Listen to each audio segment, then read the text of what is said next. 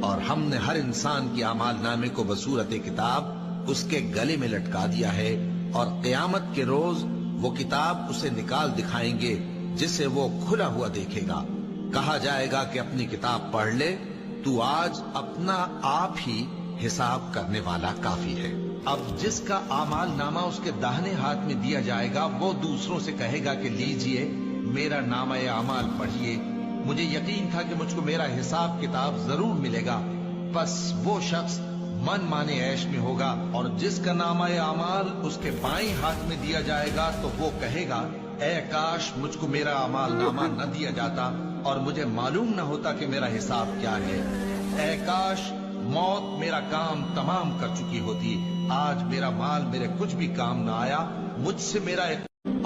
اور اللہ ہی پر مومنوں کو تو بھروسہ رکھنا چاہیے۔ اور ہم کیوں اللہ پر بھروسہ نہ رکھیں، حالانکہ اس نے ہم کو ہمارے دین کے سیدھے رستے بتائے ہیں، اور جو تکلیفیں تم ہم کو دیتے ہو اس پر ہم صبر کریں گے، اور اہل توکل کو تو اللہ ہی پر بھروسہ رکھنا چاہیے۔ اور جو کافر تھے انہوں نے اپنے پیغمبروں سے کہا کہ یا تو ہم تم کو اپنے ملک سے باہر نکال دیں گے یا تم ہمارے مذہب میں واپس آ جاؤ۔ پس ان کے پروردگار نے ان کی طرف وحی بھیجی کہ ہم ظالموں کو ہلاک کر دیں گے اور ان کے بعد تم کو اس زمین میں آباد کر دیں گے۔ یہ اس شخص کے لیے ہے جو قیامت کے روز میرے سامنے کھڑے ہونے سے ڈرے اور میرے عذاب سے خوف کرے۔ اور پیغمبروں نے اللہ سے فتح چاہی اور ہر سرکش ضدی نامراد رہ گیا۔ اس کے پیچھے دوزخ ہے اور اسے پیپ والا پانی پلایا جائے گا، وہ اس کو گھونٹ گھونٹ کر کے پیے گا اور گلے سے نہیں اتار سکے گا، اور ہر طرف سے اسے موت آ رہی ہوگی مگر وہ مرنے میں نہیں آئے گا، اور اس کے بعد سخت عذاب ہوگا۔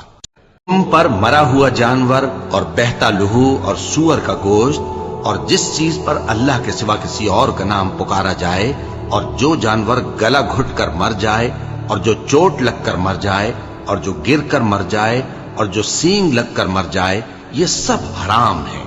اور وہ جانور بھی جس کو درندے پھاڑ کھائیں مگر جس کو تم مرنے سے پہلے ذبح کر لو، اور وہ جانور بھی جو غیر اللہ کے آستانے پر ذبح کیا جائے، اور یہ بھی کہ پانسوں سے قسمت معلوم کرو، یہ سب گناہ کے کام ہیں۔ آج کافر تمہارے دین سے نا امید ہو گئے ہیں تو ان سے مت ڈرو اور مجھی سے ڈرتے رہو۔ آج میں نے تمہارے لیے تمہارا دین کامل کر دیا ہے اور اپنی نعمتیں تم پر پوری کر دی، اور تمہارے لیے اسلام کو بطور دین پسند کر لیا۔ ہاں،